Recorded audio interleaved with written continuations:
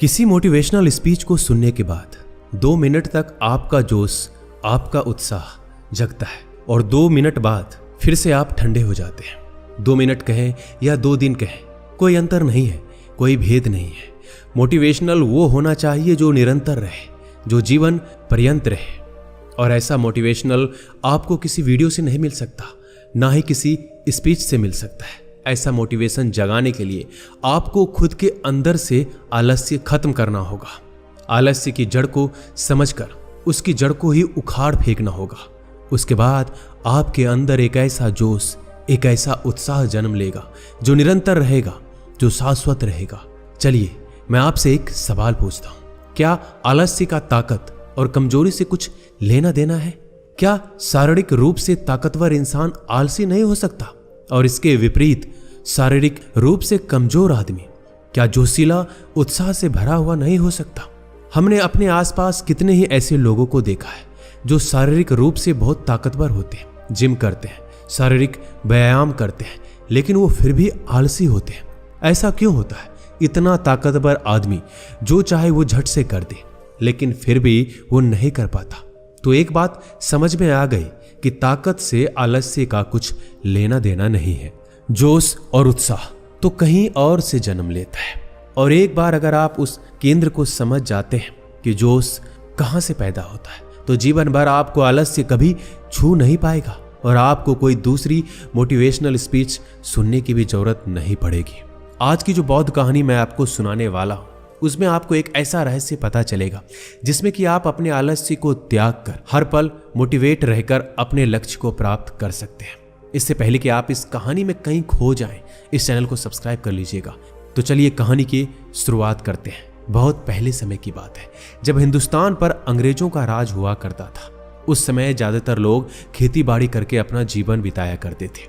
उसी समय टनकपुर नाम के गांव में राजेश अपने पिता के साथ रहा करता था। राजेश अभी शादीशुदा नहीं था और अपने पिता के साथ खेती बाड़ी में अक्सर उनका हाथ बटाया करता था। उसके पिता बूढ़े हो चले थे, लेकिन खेतों का काम करना अभी भी उन्होंने नहीं छोड़ा था। दूसरी तरफ राजेश शारीरिक रूप से काफी मजबूत था, जिसका काम को करने के लिए 4 लोगों की जरूरत होती थी। वहां पर राजेश उस काम को अकेला ही कर देता था। उसमें एक अद्भुत ताकत थी।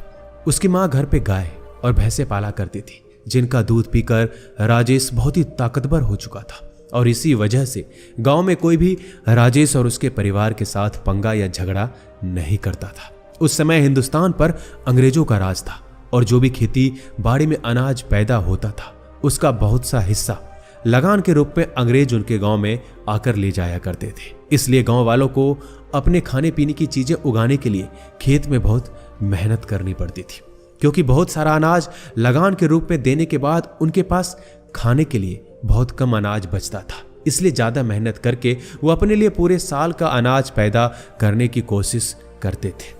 हालांकि राजेश का पिता बूढ़ा हो चुका था, लेकिन वो खेती बाड़ी के काम में बड़ा ही अनुभवी आदमी था। कौन सा फसल कब लगाना है, उसमें कितना पानी देना है, कितना मेहनत चाहिए, ये सब राजेश के पिता को भली भांति पता था और वो मेहनत करने के लिए कभी पीछे भी नहीं हटते थे। जाड़े के दिनों में रात भर अपनी फसल में पानी देने का काम वो बड़ी ही आसानी के साथ कर लेते थे। लेकिन अब धीरे धीरे उनकी उम्र बढ़ चली थी और उनकी देखने की क्षमता भी कम हो गई थी। इसलिए रात में फसल में पानी देना बड़ा ही जोखिम भरा होता था, क्योंकि फसल में बहुत से जंगली जानवर रहा करते थे, जिससे राजेश के पिता की जान का खतरा बढ़ जाता था। जैसा कि बहुत बार उस फसल में सांप भी देखा गया था।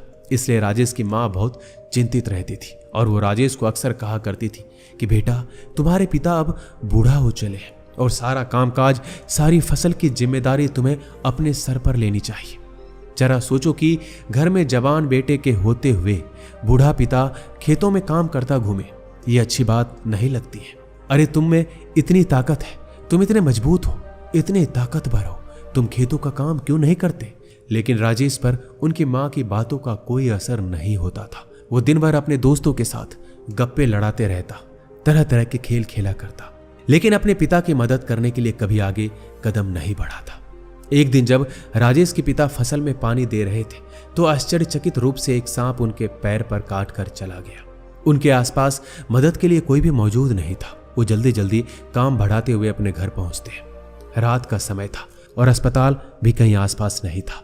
सबसे नजदीक अस्पताल वहां के नगर में था, जो कि गांव से बहुत दूरी पर था।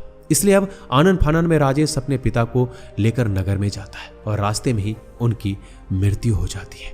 राजेश अपने पिता के मृत शरीर को लेकर घर पर वापस लौट आता है। उसके घर में सन्नाटा छा गया था। घर में अब कोई नहीं बचा था जो घर की जिम्मेदारी अपने कंधों पर ले सके। घर में सिर्फ राजेश और उसकी मां बचे थे। अब पूरी जिम्मेदारी राजेश के कंधों पर थी। राजेश ने कभी सपने में भी नहीं सोचा था कि उसका जीवन आगे किस तरह चलने वाला है। अब तक तो राजेश बेफिक्र हुआ करता था। अचानक से सारी जिम्मेदारी उसी के कंधों पर आ गई। अब उसे ही फसल उगानी पड़ती थी। फसल की देखभाल, फसल में पानी देना उसी का काम हो गया था। लेकिन राजेश के मन को एक ऐसी आदत लग चुकी थी, उसका किसी काम में मन नहीं लगता था। बस पूरे दिन गप्पे लड़ाना, ताश खेलना, यही काम था। लेकिन समय ने करवट ली और वो दिन भी आ गया जब अंग्रेज उस गांव से लगान वसूल करने के लिए आ पहुंचे। राजेश अपने खेतों की देखभाल नहीं करता था, इसलिए उसके खेतों में अनाज दूसरे खेतों के मुकाबले उसके खेत में आधा अनाज हुआ था और आधे में से ज्यादातर हिस्सा अंग्रेज लगान के रूप में वसूल कर अपने साथ ले गए। अब राजेश के घर में खाने के भी लाले पड़ गए थे। दाने दाने के लिए उसकी माँ अपने पड़ोसियों की मोहताज हो चुकी थी। उसकी माँ को मांगना अच्छा तो नहीं लगता था, लेकिन वो कर भी क्या सकती थी, क्योंकि राजेश एक बहुत ही आलसी प्रवृत्ति का आदमी हो चुका था। उसके खेत बंजर पड़े रहते थे, उनमें कोई अनाज उगाने वाला नहीं था। यह देखकर राजेश की माँ को बहुत आघात पहुंचता था। उसके सीने में एक दर्द सा उठता था। जो परिवार कुछ समय पहले इतना धन संपन्न हुआ करता था, उसके पति के मरते ही वो दाने दाने के लिए पड़ोसियों के मोहताज हो चुके थे। वो अक्सर राजेश को समझाने की बहुत कोशिश करती, लेकिन उसकी बातें सुनने के बाद राजेश कुछ देर तक तो जोश और उत्साह में रहता। वह सीधा कस्सी उठाकर अपने खेत में पहुंच जाता, लेकिन कुछ देर बाद फिर से उसका उत्साह, उसका जोश ठंडा पड़ जाता और फिर से वही जीवन शैली शुरू हो जाती। एक दिन जब राजेश की माँ राजेश को जली कटी सुना रही थी, तो राजेश ने गुस्से में आकर अपनी माँ से कहा, मैं भी चाहता हूँ कि दूसरों की तरह अनाज उगाना, लेकिन मैं क्या करूँ, मेरा मन अपने वश में नहीं है। मैं रोज रात में यही सोचकर सोता हूँ कि सुबह उठकर अपने खेतों में काम करूंगा, अनाज उगाऊंगा, लेकिन सुबह उठते ही पता नहीं मुझे ऐसा क्या हो जाता है कि बिस्तर से उठने का मेरा मन नहीं करता। मैं खुद अपने आप से बहुत परेशान हो चुका हूँ। मैं खुद इन चीजों से छुटकारा चाहता हूँ। मैं क्या करूं, मुझे कुछ समझ नहीं आता। ये सारी बातें सुनील का पड़ोसी भी सुन रहा था। सुनील का ये कथन सुनने के बाद उसके पड़ोसी ने कहा कि बेटा, तुम्हारे जैसी ही हालत मेरे बेटे की हुआ करती थी, लेकिन किसी ने मुझे बताया कि पड़ोस के गांव में एक बौद्ध भिक्षु आया है।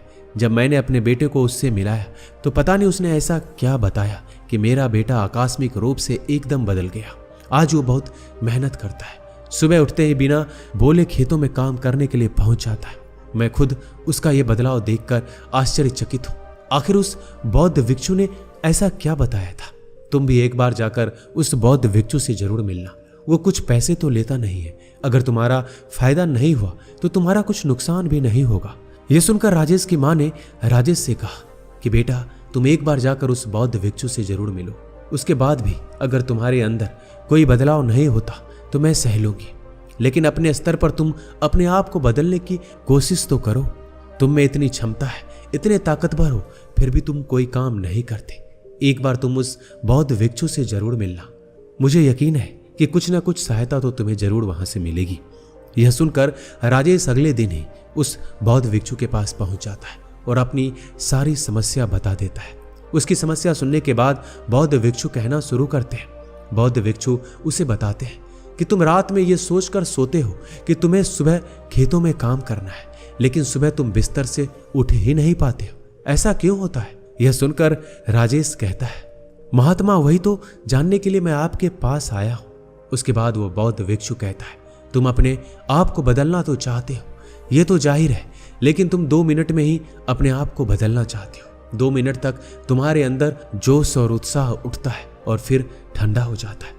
इसलिए तुम रात में तो सोचकर सोते हो, लेकिन सुबह वो काम नहीं कर पाते, क्योंकि 2 मिनट का जोश और उत्साह तुम्हें केवल दुख ही देगा, क्योंकि तुम वो काम पूरा नहीं कर पाओगे, और पूरा नहीं करोगे तो तुम सोचोगे कि मेरा जोश और उत्साह किसी काम का नहीं है। इसलिए कभी भी किसी भी बात पर अकस्मात रूप से जोशीले मत हो जाओ। अपने मन को शांत रखो और शांत प्रवृत्ति के साथ एक निरंतर जोश और उत्साह पैदा करने की कोशिश करो। मैं इसके लिए तुम्हें 5 रास्ते बताता हूँ जिसके द्वारा तुम जीवन पर्यंत जोश और उत्साह से भरे हुए रह सकते हो, तो किसी काम को करने में तुम्हें कोई परेशानी नहीं आएगी। सबसे पहला सिद्धांत, अपने लक्ष्य की तरफ हर एक दिन, हर एक रोज एक कदम बढ़ाने का फैसला करो। तुम्हें पूरा काम एक दिन में खत्म नहीं करना है।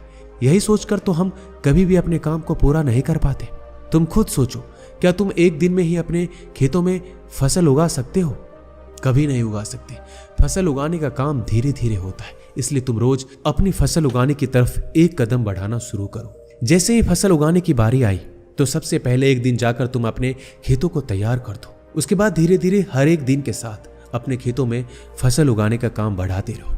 उससे तुम्हारा जोश और उत्साह कम होने की बजाय निरंतर बढ़ता रहेगा, क्योंकि जैसे जैसे तुम हर दिन अपनी मंजिल की तरफ एक कदम बढ़ाओगे, तुम ये पाओगे कि मंजिल के तुम करीब पहुंच रहे हो और मंजिल तुम्हारी तरफ आ रही है। इसलिए जैसे जैसे तुम मंजिल के पास पहुंचोगे, वैसे वैसे तुम्हारा जोश और उत्साह बढ़ता जाएगा। जब कोई आदमी किसी पहाड़ पर चढ़ना शुरू करता है तो शुरुआत में उसे वो पहाड़ बहुत ऊंचा दिखाई देता है। शायद एक आदमी उस पहाड़ की ऊंचाई को देखकर उस पर कभी चढ़ने का फैसला ही ना करे, लेकिन जब कोई आदमी उस पहाड़ पर चढ़ना शुरू करता है तो धीरे धीरे उसकी चोटी तक पहुंचने लगता है, तो उसके कदम खुद ब खुद जल्दी जल्दी उठने लगते हैं, क्योंकि वो अपनी मंजिल के करीब पहुंच चुका होता है। इसलिए पहला सिद्धांत, रोज अपनी मंजिल की तरफ एक एक कदम बढ़ाओ, ना ज्यादा ना कम। दूसरा सिद्धांत जो आलस्य को दूर कर देता है वो ये है, हम बाहर का खाना पीना खाते हैं, धूम्रपान करते हैं, नशीले पदार्थों का सेवन करते हैं, जिससे हमारे शरीर में नशीले कण उत्पन्न होने लगते हैं, जिससे हमारा शरीर आलस्य को पकड़ने लगता है। इसलिए उन नशीले कारणों का खात्मा बहुत जरूरी होता है। इसलिए अगर तुम उन सभी नशीले कणों को खत्म करना चाहते हो तो मैं तुम्हें एक विधि बताता हूँ। रोज सुबह जगने के बाद तुम्हें तिल का तेल लेना है और उसे मुंह में भरकर उसका कुल्ला करना है। कुल्ला करने के बाद उस तेल को तुम बाहर फेंक देना। यह प्रक्रिया तुम्हें 21 दिनों तक हर दिन 5 मिनट तक करना है। इसके बाद तुम्हारे शरीर में ये सारे नशीले कण खत्म हो जाएंगे और तुम्हारा शरीर फिर से विद्युत की भांति काम करने लगेगा। याद रहे, तिल के तेल का कुल्ला हर सुबह 21 दिनों तक करना है। तीसरा सिद्धांत जो आपके आलस्य को जड़ से उखाड़ कर फेंक देगा वो ये है कि स्वाद को भुलाकर वो खाओ जो सीधे प्रकृति से प्राप्त होता है। हम अक्सर वो चीजें खाते हैं जो इंसानी हाथों के द्वारा बनाई जाती है। हम सीधा प्रकृति से मिलने वाला भोजन ग्रहण नहीं करते। इसलिए जो भोजन हमें सीधे प्रकृति से मिलता हो, जैसे कि फल, सब्जियां, अनाज की रोटी इत्यादि, इस तरह का खाना खाने से आपका शरीर आलस्य से दूर रहेगा और ऊर्जा से भरा रहेगा। हम देखते हैं कि अक्सर आज की युवा पीढ़ी अपने स्वाद के लिए ही खाना खाते हैं। वो ऐसी ऐसी चीजें खाते हैं जो ऐसी प्रक्रियाओं से बनी होती है कि अगर आप उन प्रक्रियाओं को देख लें तो आपका खाने का मन भी नहीं करे। जैसे कि बाजार में चाउमीन, बर्गर, मोमोज वगैरह वगैरह, इस तरह का खाना खाने से आपके शरीर के अंदर नशीले कणों का उत्पादन होता है। नशीले कण आपके पेट से चिपक जाते हैं जो आपके अंदर आलस्य पैदा करते हैं। इसलिए खाना वो खाओ जो आपके शरीर को ताकत प्रदान करे, और ताकत वो खाना प्रदान करता है जो प्रकृति से सीधा प्राप्त होता है।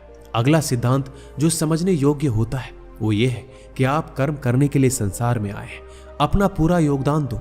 जरा आप खुद सोचिए कि अगर आप संसार में कर्म करने के लिए नहीं आते तो आप निर्जीव होते, आप कोई पत्थर होते, कोई जीव जंतु होते। लेकिन आपको इंसान के रूप में एक जीवन मिला है जिसका आपको पूरा उपयोग करना होगा। आपको अपना योगदान इस संसार में देना होगा। आपको अपना कर्म भोग पूरा करना होगा, और कर्म भोग को पूरा किए बिना संसार में कहीं मुक्ति नहीं है। इसलिए अगर आप इस सिद्धांत को समझ लेते हैं कि मेरा योगदान इस संसार में क्या है, मेरा कर्म भोग क्या है, तो आप खुद ब खुद अपने आलस्य को खत्म करके अपना योगदान देने का भरपूर प्रयास करेंगे। इसके बाद जो आखिरी बात समझने की होती है वो ये है कि हमारे बिना भी वो काम पूरा हो जाएगा। हम अक्सर ये सोचते हैं कि उस काम को करने में हमारी क्या जरूरत है। जब इतने लोग उस काम को करने के लिए पहले से मौजूद हैं तो मेरी क्या आवश्यकता, और यही सोचकर हम अपना योगदान उस काम में नहीं देते। लेकिन अगर उस काम को हम अपनी जिम्मेदारी समझें, हम ये समझें कि ये काम मैं ही पूरा कर सकता हूँ और मेरे बिना ये काम पूरा नहीं हो पाएगा, तो आपको अपनी जिम्मेदारियों का एहसास होगा और उसके बाद आप अपने आलस्य को दूर करने में सक्षम होंगे। आप अपने आलस्य को समझ पाएंगे और उसको दूर भी कर पाएंगे। दोस्तों, इस वीडियो में बस इतना ही। मिलते हैं अगली वीडियो में। अपना ख्याल रखिएगा। धन्यवाद।